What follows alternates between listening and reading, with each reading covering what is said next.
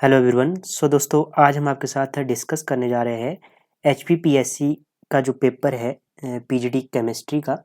इसको हम डिस्कस करेंगे।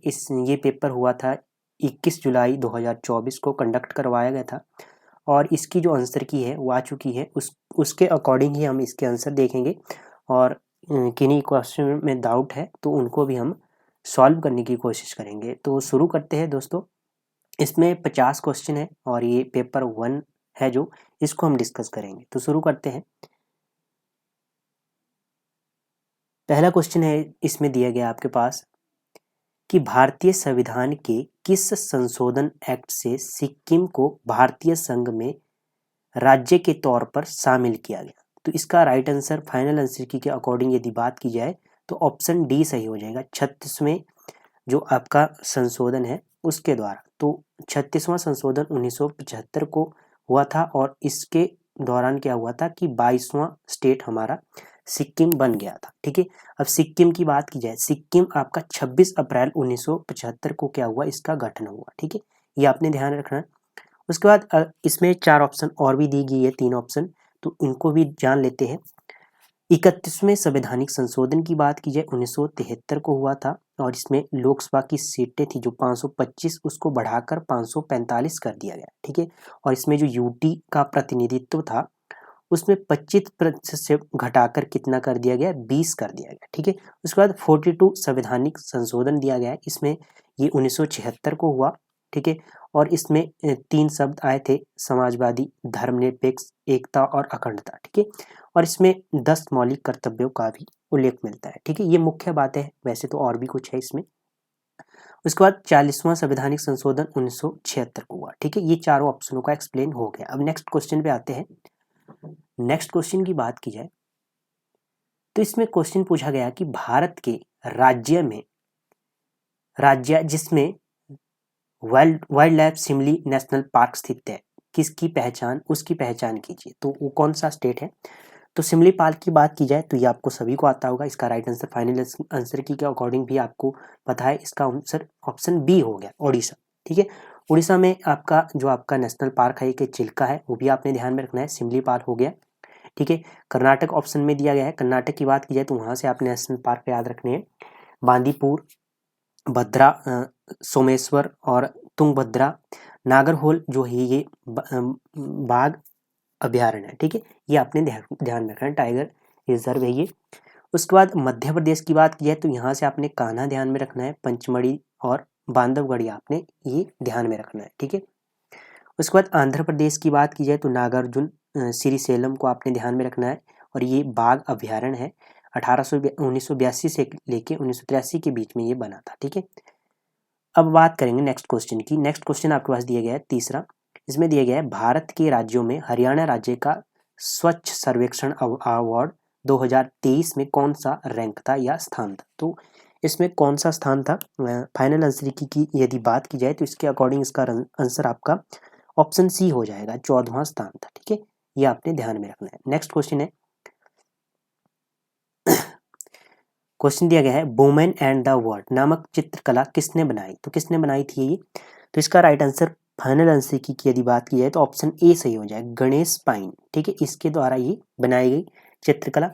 अब गणेश पाइन की बात की जाए तो इनकी बात की जाए तो इनका जन्म कब हुआ ये आपको पता होना चाहिए। इनका जन्म हुआ 1848 में और ये मलयाली चित्रकार थे।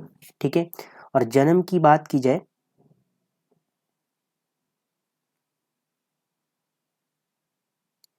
सॉरी जो आपका ये गणेश पाइन है, इनका जन्म 1947 में हुआ। ठीक है, कहाँ पर? कोलकाता में इनका जन्म हुआ। ठीक है, और ये मलयाली चित्रकार थे। ठीक है, उसके बाद बात की जाए, ऑप्शन बी दिए गए, इनको भी डिस्कस कर लेते हैं। MF हुसैन की बात की जाए, ये मकबूल फिदा हुसैन इनका पूरा नाम है। इनके द्वारा जो चित्रकला है उनके नाम भी देख लेते हैं। इनके द्वारा इनका जन्म पहले देख लेते हैं, 17 सितंबर 1915 को इनका जन्म हुआ और ये पंढरपुर महाराष्ट्र में इनका जन्म हुआ और 9 जून 2019 को इनका निधन हो गया। ठीक है, उसके बाद बात की जाए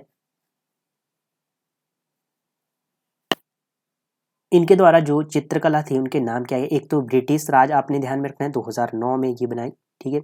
उसके बाद मदर टेरेसा 1999 में आई, और ये मदर इंडिया भी इनकी एक चित्रकला है, ठीक है। गंगा एंड यमुना भी है, 1988 में इसका निर्माण हुआ।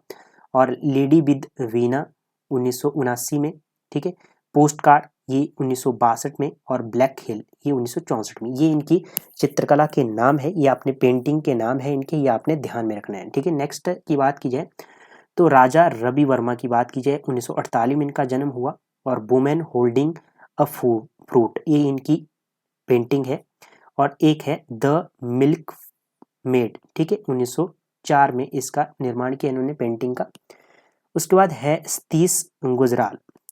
सतीश गुजराल की बात की जाए 1925 में इनका जन्म हुआ, 2020 में इनका निधन। इनके द्वारा पेंटिंग बनाई गई तो एक डे ऑफ ग्लोरी 1952 में इनकी एक पेंटिंग है। मीराबाई एक पेंटिंग है इनकी, और ट्री ऑफ लाइफ 1994 में इनकी एक पेंटिंग है, ठीक है। और जो आपकी डे ऑफ ग्लोरी है ये विभाजन के दौरान उनके द्वारा देखी गई जो पीड़ा थी उसके ऊपर एक चित्रकला है, ठीक है। ये आपने देख लेना है नेट पे जाकर, तो उसके अकॉर्डिंग आपको याद रह जाएगी। नेक्स्ट क्वेश्चन आपके पास दिया गया है, 5वें नंबर का क्वेश्चन है, सांसद स्थानीय क्षेत्र विकास योजना एमपीलैट्स के बारे में निम्नलिखित पर विचार कीजिए, ठीक है। 5वें नंबर के क्वेश्चन की बात की जाए तो इसका राइट आंसर हो जाएगा ऑप्शन डी। ऑप्शन डी की बात की जाए तो आपका चौथा और पहला ऑप्शन एक, यह आपका 1993 में शुरू की गई, ठीक है, 23 दिसंबर, ध्यान में रखना है आपने, ठीक है। उसके बाद यदि बात की जाए, और चौथा ऑप्शन से सही है, एमपीलैट्स इस की 7.5% राशि अनुसूचित जनजाति क्षेत्र में खर्च करनी होगी, ठीक है। नेक्स्ट क्वेश्चन है आपके पास दिया गया 6, वीर बाल दिवस कब मनाया जाता है? तो कब मनाया जाता है? ये 26 दिसंबर को मनाया जाता है, ऑप्शन आपका बी सही हो जाएगा, ठीक है। और 25 नवंबर की बात की जाए तो विश्व मांसाहार निषेध दिवस आपने ध्यान में रखना है, 10 नवंबर आयुर्वेद दिवस को आपने ध्यान में रखना है। नेक्स्ट 7 क्वेश्चन है आपके पास दिया गया, पार्लियामेंट बिल 2023 के अनुसार निम्नलिखित में से किस राज्य में केंद्रीय जनजातीय विश्वविद्यालय खोलना है? तो किस राज्य में खोलना है? तो इसका राइट आंसर ऑप्शन डी हो जाएगा, तेलंगाना, ठीक है।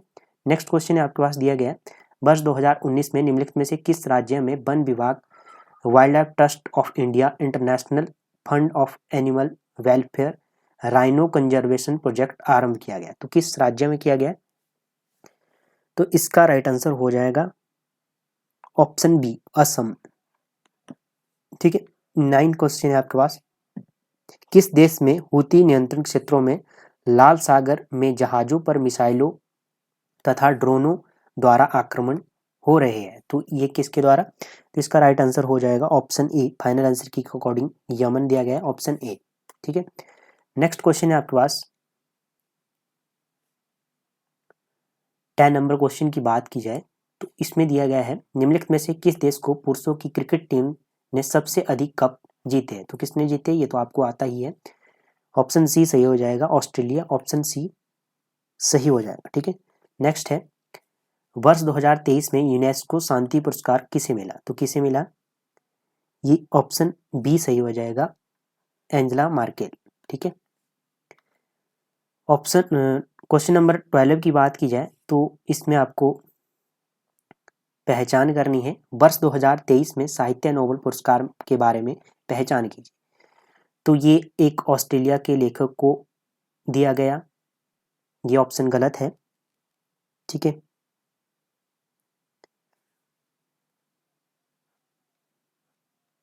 तो इसका राइट आंसर की यदि बात की जाए तो ऑप्शन बी हो जाएगा, सेकंड और थर्ड, एक नॉर्वे के लेखक थे और ये जॉन फोसे को दिया गया, ठीक है।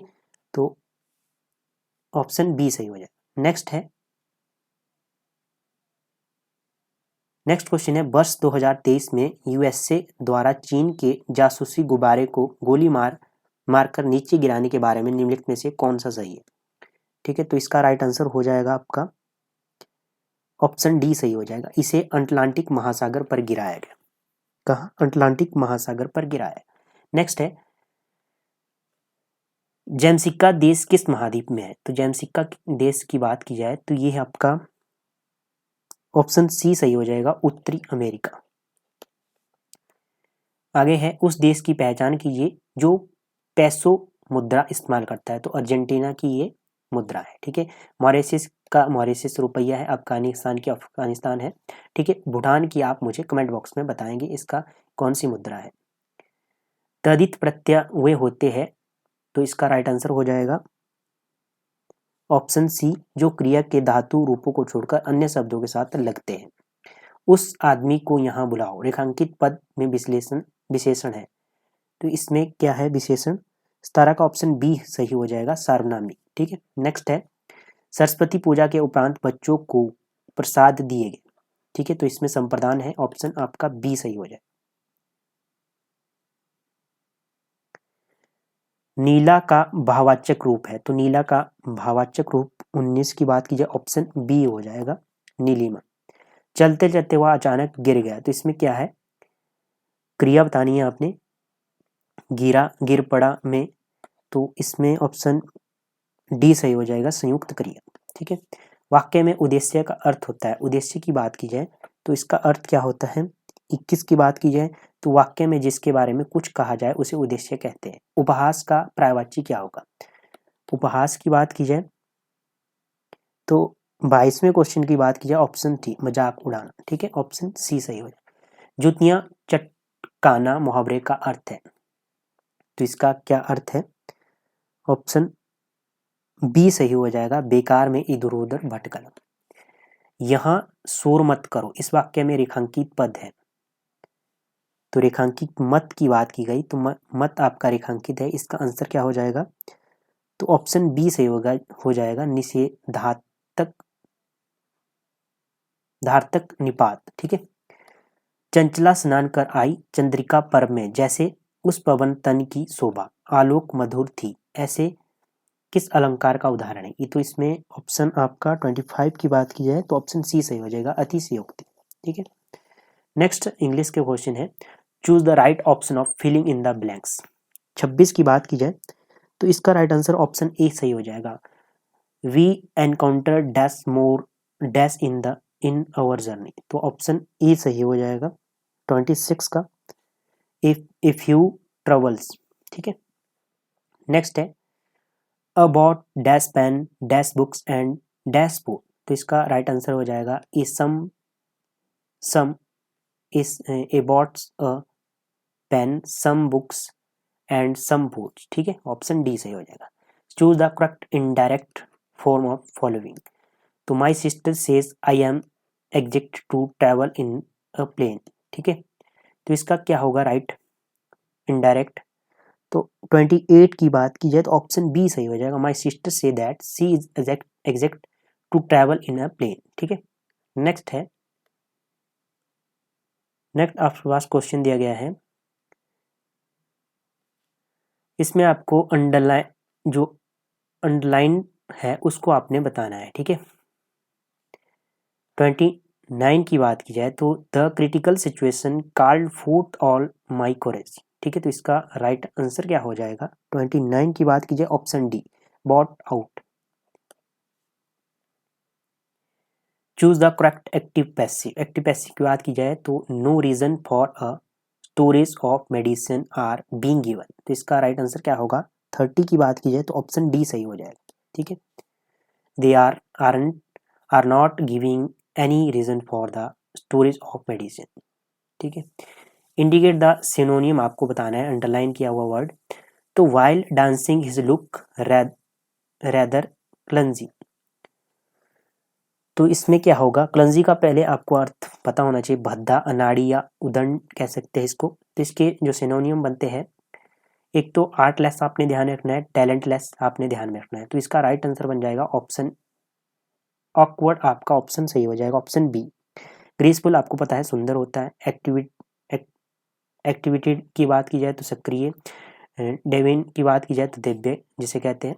ठीक है, उसके बाद फिर से सिनोनियम बताना है आपको, underline word, his trains remained dormant for a long time, तो इसका राइट आंसर क्या होगा? तो डोरमेंट का आपको पता होना चाहिए, प्रसुप्त इसे कहते हैं, इसका हिंदी होता है। इसके जो सिनोनियम हो गए, इनएक्टिव होगा, पैसिव होगा, इनऑपरेटिव होगा और स्लीप होगा, ठीक है, ये आपने ध्यान में रखना है। तो इसका राइट आंसर मुझे डाउट में लग रहा है, परंतु फाइनल आंसर के अकॉर्डिंग आपको ऑप्शन डी सही किया गया है, एक्टिव, ठीक है। तो एक्टिव तो हो ही नहीं सकता, इनएक्टिव होगा इसका सिनोनियम। अगर एंटोनियम पूछा होता तो आप एक्टिव कर सकते थे, ठीक है। उसके बाद है 33 क्वेश्चन। 33 क्वेश्चन दिया गया है, arrange the given part make a meaningful sentence, ठीक है। तो इसको आपने अरेंज करना है, ऑप्शन आपका बी सही हो जाएगा, इसके अकॉर्डिंग ऑप्शन बी सही हो जाएगा। नेक्स्ट क्वेश्चन है, choose the correct option of filling in the blanks. तो ये क्वेश्चन आपको पीजीटी हिंदी का जो एग्जाम हुआ था, पीजीटी हिंदी का जो एग्जाम हुआ था उसमें ये क्वेश्चन देखने को मिला था, तो ये रिपीट हुआ है क्वेश्चन, ठीक है। तो इसका राइट आंसर हो जाएगा option D, a dash is a list of book or articles and on a particular subject, ठीक है। नेक्स्ट है 35, इंडिकेट द करेक्ट सेंटेंसेस। तो इसमें करेक्ट सेंटेंसेस कौन सा होगा, 35 ऑप्शन ए सही हो जाएगा, I want to stay with some friend of mine. Next question है, किस स्थान में रावी नदी हिमाचल प्रदेश में चंबा जिले को छोड़ती है। तो ये खैरी नामक स्थान पे छोड़ती है और ये जे.एंड.के में प्रवेश कर जाती है, तो ऑप्शन आपका डी सही हो जाएगा। उद्गम कहाँ से होता है रावी का, तो उद्गम बड़ा बंगाल कांगड़ा से होता है। तांडी में कौन कौन सी दो नदियाँ मिलती है, एक तो भागा और चंद्रा मिलती है, उसके बाद वो चेनाब का निर्माण करती है, ठीक है। नेक्स्ट है 37 क्वेश्चन आपके पास दिया गया, इसमें क्या गया दिया गया क्वेश्चन, इसमें हिमाचल प्रदेश का कौन सा दर्रा सबसे ऊंचा है। तो इसमें सबसे ऊंचा दर्रा आपको बताना है, ऑप्शन बी दराटी दर्रा की बात की जाए ऑप्शन के अकॉर्डिंग आपको बताना है, ठीक है। तो दराटी दर्रा समुद्र तल से आपका 4720 मीटर ऊंचा है और चंबा और पांगी को जोड़ता है के बीच में आता है। तामसर दर्रा 4572 मीटर के ऊपर है और कांगड़ा में है। साच दर्रा आपको पता है 4395 मीटर, चंबा को पांगी से जोड़ता है। तालांग दर्रा आपने मुझे कमेंट बॉक्स में बताना है, ठीक है, इसकी हाइट कितनी, ऊंचाई कितनी है और ये किस किस को जोड़ता है, ठीक है। नेक्स्ट 38 क्वेश्चन, इसमें भी आपको हिमाचल प्रदेश के बारे में निम्नलिखित पर विचार कीजिए। तो इसका राइट आंसर हो जाएगा 38 का ऑप्शन सी सही हो जाएगा, सेकंड और फोर्थ। चंबा के दक्षिण में पंजाब का गुरदासपुर जिला है, तो थोड़ा सा मुझे डाउट है, गुरदासपुर जिला नहीं है, गुरदासपुर तो ठीक है। उसके बाद जमथाल का हौज टोबा बिलासपुर में, ये भी सही है, ठीक है। नेक्स्ट है 39 की बात की जाए, सबसे बड़े शिमला हिल स्टेट की पहचान कीजिए। तो ऑप्शन ए सही हो जाएगा जुब्बल, ठीक है। 39 का ऑप्शन ए फाइनल आंसर की के अकॉर्डिंग माना गया है। नेक्स्ट है 40 की बात की जाए तो स्वच्छ सर्वेक्षण की वर्ष 2023 की रिपोर्ट सूची में हिमाचल प्रदेश के कितने कस्बे हैं। तो इसमें कितने कस्बे हैं, 40 की बात की जाए तो ऑप्शन आपका डी सही है, एक ही कस्बा है, ठीक है। नेक्स्ट है 41, कृषि जनगणना 2015-16 के अनुसार हिमाचल प्रदेश में 1 हेक्टेयर में से कम जमीन रखने वालों का निम्नलिखित में से कौन सा प्रतिशत सही है। तो इसका राइट आंसर हो जाएगा 41 का ऑप्शन बी, 30.2%, ठीक है। नेक्स्ट है हिमाचल प्रदेश में वर्ष 2021-22 में 2020-21 के प्रति व्यक्ति आमदनी में कितने प्रतिशत वृद्धि हुई। तो कितने प्रतिशत वृद्धि हुई आपको बताना है, 42, ऑप्शन सी सही हो जाएगा, इसमें 9.2%। नेक्स्ट क्वेश्चन है आपके पास दिया गया, इसमें आपको मैचिंग करना है, ठीक है। हिमाचल प्रदेश के तथा समस्त भारत में 2015 से 19 के बीच में पुरुष संभावित आयु की सही पहचान आपने करनी है, ठीक है। तो इसमें सही ऑप्शन आपका कौन सा हो जाएगा, 43 की बात की जाए तो ऑप्शन आपका ए सही हो जाएगा, ठीक है। नेक्स्ट है क्वेश्चन दिया गया है, मार्च 2020 तक हिमाचल प्रदेश में उपखंड सब डिवीजन की कुल संख्या कितनी थी। तो कितनी थी ये थी आपकी 44 की बात की जाए तो फाइनल आंसर के अकॉर्डिंग ऑप्शन डी सही हो जाएगा, 73, ठीक है। 73, 45 आंसर है। क्वेश्चन है, वर्ष 2019-20 में Himachal Pradesh state cooperative bank limited की पूरी शाखाएं कितनी थी। तो कितनी शाखाएं थी उस समय, तो 2019-20 की बात की गई है, ठीक है। तो ऑप्शन सी हो जाएगा 241। ठीक है, नेक्स्ट है 46 question. District good governance index में हिमाचल प्रदेश के मंडी जिले का आर्थिक निष्पादन इकोनॉमिक परफॉर्मेंस में कौन सा स्थान है? तो इसका कौन सा स्थान है? 46 की बात की जाए ऑप्शन डी हो जाएगा, 10वां स्थान है। हिमाचल प्रदेश में वित्तीय वर्ष 22-23 दिसंबर 2023 तक आहार सम्मान फूड आर्टिकल्स की मुद्रास्फीति की दर की सही आशा निम्नलिखित में से कौन सी होगी? तो इसमें सही आशा कौन सी होगी? 47 की बात की जाए तो ऑप्शन सी सही है, 9.6%। नेक्स्ट क्वेश्चन है, हिमाचल प्रदेश सरकार ने अनुसूचित जाति, अनुसूचित जनजाति, ओबीसी तथा अल्पसंख्यकों के लिए स्पेशल एबिलिटी रिहैबिलिटेशन सेंटर कहाँ खोलेगा? तो ये कहाँ खोलेगा? हमीरपुर और धर्मशाला में। ऑप्शन ए सही हो जाएगा 48 का। 49 में है, हिमाचल प्रदेश की निम्नलिखित में से किस आईटीआई ने मार्च 2022 में प्रथम ड्रोन फ्लाइंग ट्रेनिंग स्कूल आरंभ किया है? तो किसने किया ये? शाहपुर। ऑप्शन सी सही हो जाएगा 49 का। 50 की बात की जाए, the festival of Cherwal is called in Chamba. तो चेरवाल के त्यौहार को चंबा में कहते हैं, तो चंबा में इसे पथरोरू कहते हैं। ठीक है, ऑप्शन आपका बी सही हो जाएगा 50 का। तो ये हो गया आपका पेपर केमिस्ट्री पीजीटी का। ठीक है, ये हमने आपके साथ डिस्कस कर लिया। तो धन्यवाद दोस्तों, मिलते हैं नेक्स्ट पेपर में। तब तक के लिए जय हिंद, जय भारत।